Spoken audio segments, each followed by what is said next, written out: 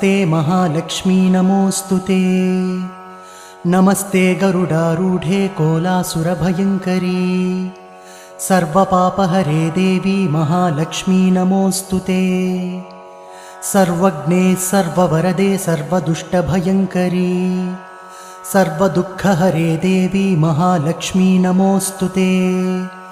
सिद्धिबुद्धिप्रदे देवी भुक्तिमुक्तिप्रदायिनी मन्त्रपूते सदा देवी महालक्ष्मी नमोऽस्तुते।